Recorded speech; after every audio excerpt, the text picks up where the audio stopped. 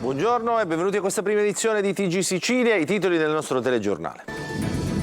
Blitz antimafia dei Carabinieri a Catania ha sventato l'omicidio di un esponente del clan Cappello e la faida con il clan Santa Paola Ercolano.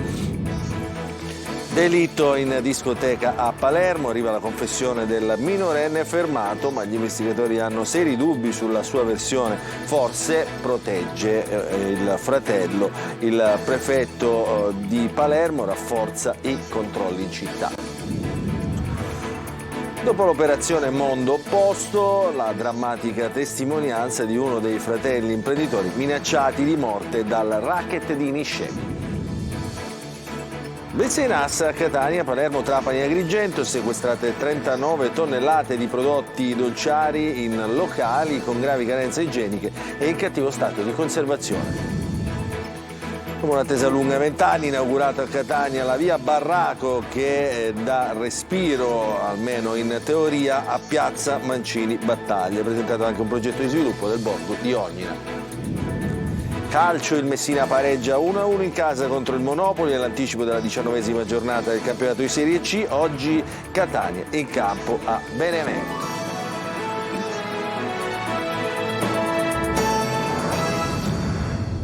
Buongiorno, apriamo il nostro telegiornale con la cronaca. Blitz dei Carabinieri di Catania che hanno sventato l'omicidio di Pietro Gagliano, appartenente alla famiglia mafiosa dei Cappello Bonaccorsi. Ha deciso alcuni componenti di spicco del clan, contrapposto appunto a questo clan. Il delitto era stato pianificato in risposta alla sparatoria dello scorso ottobre a San Cristoforo. Servizio. Il ventenne Sebastiano, rampollo della famiglia Ercolano Santa Paola, dopo la sparatoria dello scorso ottobre a San Cristoforo, voleva dare una risposta degna del suo rango di appartenente a Cosa Nostra e per questo aveva pianificato una vendetta, l'omicidio di Pietro Gagliano, esponente del clan rivale Cappello Bonaccorsi. Un proposito ascoltato ai Carabinieri di Catania che sono intervenuti per sventare una faida. 9 le persone fermate per associazione mafiosa, spaccio di stupefacenti, detenzione e porto d'arma da fuoco con l'aggravante di aver favorito la mafia. Dalle indagini è emerso che il delitto doveva essere la risposta alla sparatoria della sera dello scorso 21 ottobre nella zona del Passareggio, quando Pietro Salvatore Gagliano, 26 anni, anche lui tra i fermati, avrebbe esploso 4 colpi di arma da fuoco contro appartenenti alla famiglia di Cosa Nostra. 2 degli obiettivi rimasti illesi avrebbero deciso di vendicarsi nonostante indicazioni di segno contrario provenienti da altri esponenti della stessa cosca. Ad ideare la vendetta armata Sebastiano Ercolano, figlio di Mario, condannato all'ergastolo per omicidio, e nipote di Aldo, detenuto anche lui per associazione mafiosa. Mario e Aldo sono cugini di Aldo Ercolano, tra i più noti killer di Cosa Nostra, che sta scontando la pena all'ergastolo per aver ucciso il giornalista Giuseppe Fava. Dalle intercettazioni emerge la vecchia mafia, quella degli esponenti più anziani e di vecchia affiliazione, alla quale si contrappone l'azione della mafia giovane, spregiudicata. È il caso di Davide Enrico Finocchiaro, accusato di essere il responsabile dello storico gruppo del villaggio Sant'Agata. Più volte avrebbe rivendicato con orgoglio la propria appartenenza a Cosa Nostra catanese, anche in quanto espressione di un gruppo insignito di medaglie, cioè i morti subiti e gli ergastolani in carcere per avere a loro volta ucciso. A Palermo parliamo adesso del delitto avvenuto in discoteca. Il minorenne confessa, ma gli investigatori hanno seri dubbi sulla versione del giovane perché dicono forse protegge il fratello. Il servizio. Ha confessato di aver sparato a Rosolino Celesia, il 22enne ucciso mercoledì notte alla discoteca No 3 di Palermo. Ho sparato io, ha detto agli inquirenti il 17enne, che è accusato di omicidio volontario e detenzione illegale di arma. Il fratello di 22 anni, finito in manette insieme al minorenne, risponde invece di detenzione illegale di arma. Il ragazzino avrebbe ammazzato Celesia con 3 colpi di pistola al collo e al torace, ma la sua versione è ancora tutta da approfondire. Gli investigatori sospettano infatti che il ragazzo possa essersi addossato la colpa colpa dell'aggressione per proteggere qualcuno, forse il fratello. Da minorenne rischierebbe infatti di meno processualmente. Il lavoro degli investigatori continua. Al vaglio ci sono 3 video che stanno supportando le indagini. In uno si sentono gli spari, in un altro si vedono dei ragazzi spostare il corpo della vittima, in un terzo viene ripreso l'arrivo dell'ambulanza chiamata dagli amici di Celesìa. È probabile che qualche immagine non coincida con la versione del minorenne. Dai video in possesso degli investigatori è stato estrapolato un frame in cui si vede il fratello con in mano la pistola fuori dal locale. Da qui la contestazione di detenzione e porto abusivo di arma. Stando all'attuale ricostruzione ci sarebbe stato dunque il passaggio della pistola tra i 2 fratelli subito dopo il delitto. A scatenare la lite sarebbero stati futili motivi, qualche parola di troppo, sguardi di sfida degli spintoni, poi la follia degli spari e il delitto. Il prefetto di Palermo, Massimo Mariani, raccoglie l'appello a maggiori controlli, ma non crede che sia necessario l'arrivo dell'esercito in città. Ci vorrà tempo, dice, per contrastare questo disagio giovanile. Bisognerà farlo con il sostegno di tutte le istituzioni. Manlio Viola. Potenziamento e maggiore utilizzo dello strumento del DASPO urbano per allontanare i facinorosi dai luoghi della movida, controlli notturni con la replica delle operazioni ad alto impatto, ma non serve l'esercito, bisogna contrastare questa recrudescenza non soltanto con la repressione ma anche con la prevenzione e con le attività sociali. Il prefetto di Palermo, Massimo Mariani, detta la sua ricetta a medio termine per riportare sicurezza sulle strade di Palermo e lo fa al termine dell'ennesimo comitato per l'ordine e la sicurezza pubblica. C'è poi un tema che capisco i cittadini, c'è un tema riguardante la vivibilità, il degrado del nostro centro storico che fra l'altro dipende purtroppo da queste degenerazioni, diciamo, del cosiddetto divertimento. Noi faremo tutto quello che è le nostre possibilità per contrastare questo degrado. Ma il prefetto ci tiene a sottolineare come l'omicidio di via Pasquale Calvi sia già quasi risolto e si sia sulla buona strada anche per la rissa di via La Lumia. Insomma, i cittadini possono contare su forze dell'ordine di alto profilo e professionalità guidate da una procura che non fa sconti. C'è sicuramente un'area di disagio giovanile abbastanza importante, probabilmente acuita dagli effetti delle misure che si resero necessarie all'epoca del Covid. E credo che bisogna lavorare a vari livelli. Il nostro è attivo e continuerà ad esserlo, ma dire che Palermo è più sicura di altre città, insomma, io ragiono da cittadino. A città ci sono grosse difficoltà che noi non sottovalutiamo assolutamente e quindi agiamo di conseguenza.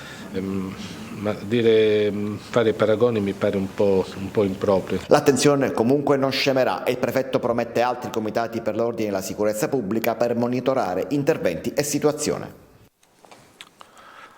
E una notizia all'ultimo ora: i finanzieri del comando provinciale di Messina e personale della questura della città peloritana hanno deferito all'autorità giudiziaria un commerciante di Naso perché deteneva e commercializzava enormi quantitativi di articoli pirotecnici illegali e non autorizzati alla vendita. In un deposito sono stati trovati 2.260 articoli pirotecnici tra razzi, petardi, batterie esplodenti, tutti proibiti alla vendita, più di 1 tonnellata di articoli la cui commercializzazione avrebbe comportato un illecito guadagno pari ad oltre 24.000 euro.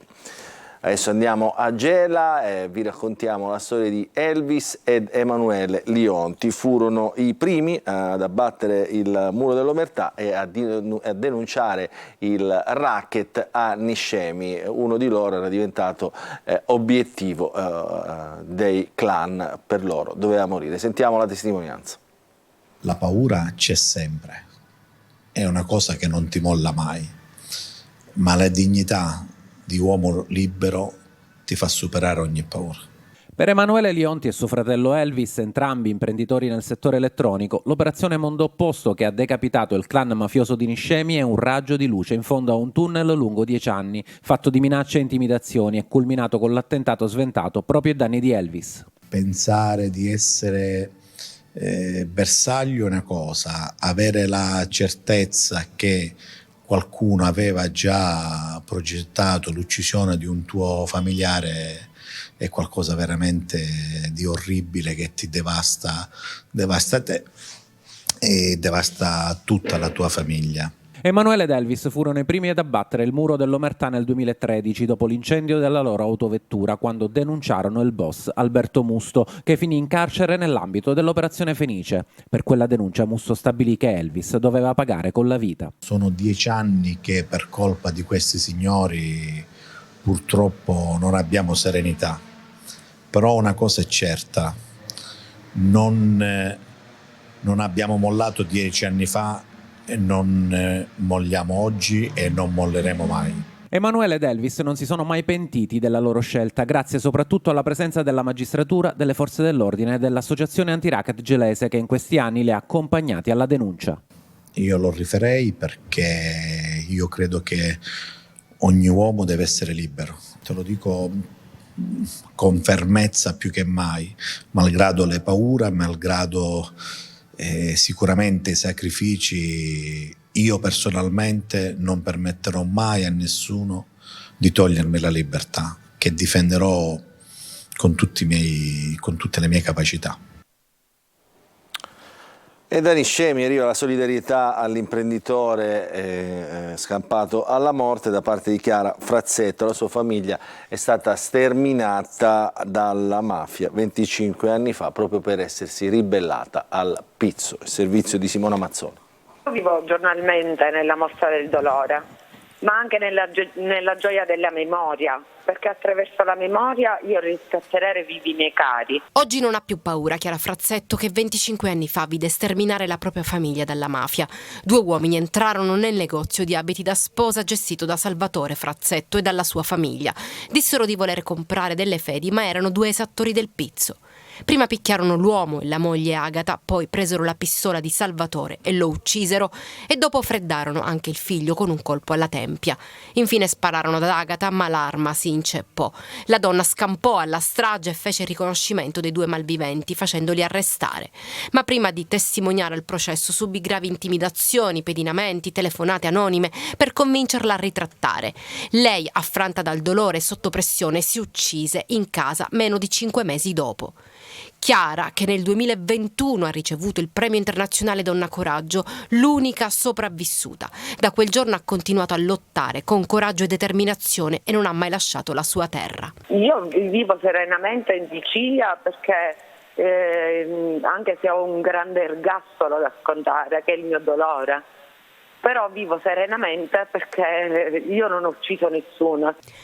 Anche lei è di Niscemi, come l'imprenditore scampato alla morte, ed è a lui che, contattata telefonicamente, si rivolge. Tanto volevo fare un grande applauso a questo coraggioso imprenditore che con la denuncia è riuscito a tutelare il nostro paese e i nostri figli. È stato lui con la denuncia appunto a punirne alcuni per educarne 1000. 30 anni fa era diverso, dice, c'era molta più paura e omertà, ma oggi chiedo a tutti che si facciano avanti. Controlli dei NAS su panettoni e dolci natalizi, sequestrate 39 tonnellate di prodotti, sentiamo perché nel servizio di Giusy Lazzaro. Torte all'aroma di agrumi di Sicilia che provenivano da paesi extracomunitari, panettoni al finto pistacchio di Bronte. Con il blitz dei NAS dei carabinieri in Sicilia sequestrate 39 tonnellate di prodotti dolciari e materie prime in cattivo stato di conservazione o in locali con carenze igienico-strutturali, invase da parassiti e prive di tracciabilità e oggetto di frode in commercio. In provincia di Catania uno degli interventi più rilevanti. Il titolare di un laboratorio dolciario è stato denunciato per l'impiego di materie prime e semi lavorati non congelati correttamente, tenuti in ambienti da incubo per la presenza di carcasse di insetti e esalazioni nocive dovute al cattivo funzionamento dell'impianto fognario. Sequestrata l'intera attività e bloccata la produzione di dolci da forno. Altre irregolarità, sempre in provincia di Catania, scoperti 1.700 kg di prodotti ancora in fase di lavorazione, 2 tonnellate di prodotti semi-lavorati di origine vegetali e pistacchio in guscio invasi da parassiti. Durante i controlli in 4 pasticcerie e 2 aziende di prodotti dolciari a Trapani, Palermo e Agrigento sono stati sequestrati 260 panettoni e 400 vasetti di crema di pistacchio e mandorle privi di tracciabilità. I NAS hanno deferito all'autorità giudiziaria 18 gestori e titolari di attività per frode in commercio, 27 i provvedimenti di chiusura e sospensione di attività di produzione e vendita, per un valore di oltre 8 milioni di euro. A Catania, dopo 20 anni, oltre 20 anni di attesa, è stata inaugurata la via Barraco. Si tratta di una via parallela al lungomare, in prossimità della piazza di Ognina, che dovrebbe, usiamo il condizionale, snellire il traffico proprio in quella zona. Andiamo come è andata al primo giorno. Tonino De Mana. Ore 11:23 del 22 dicembre 2023. Il sindaco trantino in scooter fa da apripista alla prima auto che percorre via Barraco, che dopo 20 anni viene inaugurata al transito, dando respiro a piazza Mancini Battaglia ed aprendo ad un altro step, quello di pedonalizzare per intero il lungomare. Una svolta epocale per la viabilità di Catania, soprattutto per il borgo marinaro di Ognina. L'accelerazione decisiva arriva nel luglio scorso e in piena estate che il neoinsediato sindaco trantino sblocca l'iter ed avvia un cantiere fermo da decenni.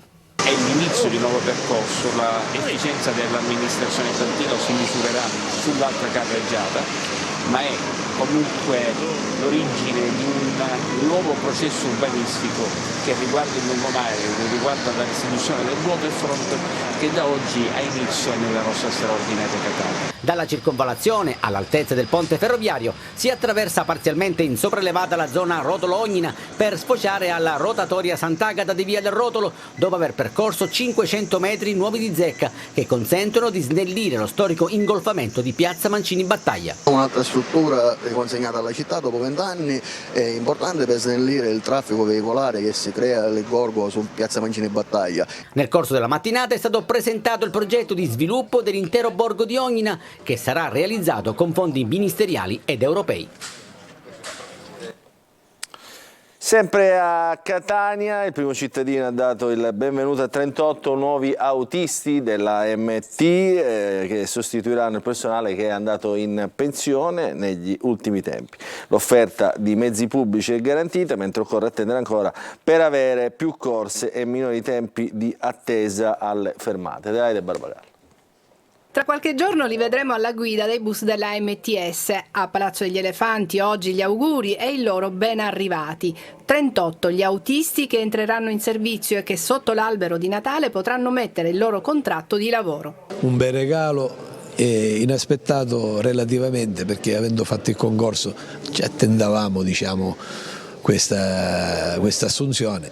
È arrivato in questo periodo una cosa bella veramente comunque. Eccoli, fanno parte di quel numeroso gruppo di candidati, 1500, che nel 2021 hanno presentato la domanda online. Il concorso era per soli titoli. La MTS cercava persone che avessero già esperienza. 3 anni fa ne furono assunti 20, l'anno seguente altri 20, a cui adesso si aggiungono gli ultimi 38. Tutto questo si tramuterà in più corse, più autobus a coprire le linee dei vari quartieri, meno disagi per i cittadini e meno attese alle pensiline?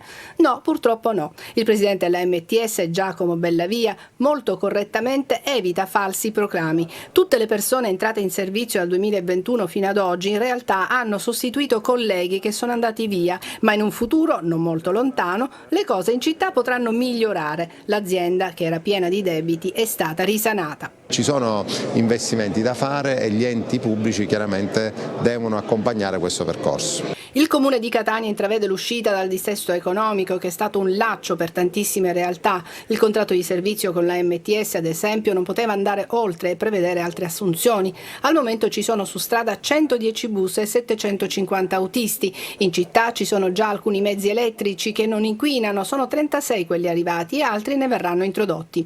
Nel 2024 c'è l'auspicio da parte di tutti che possano aumentare le corse. Quando i mezzi pubblici funzionano con orari regolari è più facile convincere i cittadini a lasciare l'auto a casa. Adesso ci fermiamo, una piccola pausa, poi il calcio.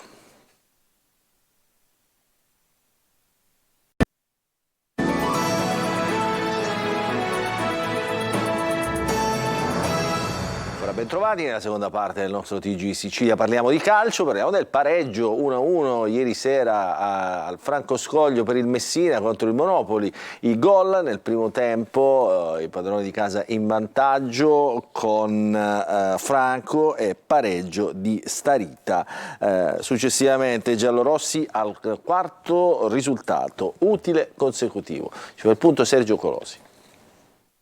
19 punti in 19 giornate, l'ultimo arrivato contro il Monopoli, carico di rammarico per una mancata vittoria che sembrava alla portata del Messina dopo la prima mezz'ora. Giallorossi spuntati per le assenze di Pleshed e Mausso e la pochezza tecnica delle alternative in attacco. È toccato al centrocampista Franco sull'assist di Ragusa trasformarsi in uomo gol al 20° minuto di un primo tempo ben giocato dalla squadra di Modica. Sull'unico errore in fase difensiva è maturato nel recupero il pareggio di Starita, chirurgico in diagonale. La rete subita alimenta le insicurezze e nella ripresa si pagano gli effetti perché a parte il palo di Ortisi i peloritani faticano a trovare spazi. Luciani, Zunno e Cavallo non pervenuti, mai un dribbling o un'incursione, un segnale chiaro in ottica mercato. Al Messina servono un attaccante centrale e almeno un esterno in grado di fare gol. Ai saluti il difensore Michele Ferrara, non convocato e pronto a rescindere per accasarsi con l'Andre in Serie D. Contro il Monopoli si è persa un'occasione per uscire dalla zona play-out, ma forse è meglio non illudersi e rendersi conto dei limiti tecnici di una squadra che ha mascherato i problemi con 8 punti nelle ultime 4 giornate. Adesso parliamo del Catania, in emergenza per la trasferta di Benevento, quindi con gli uomini contati nell'ultima partita dell'anno, il punto di Francesco Triolo.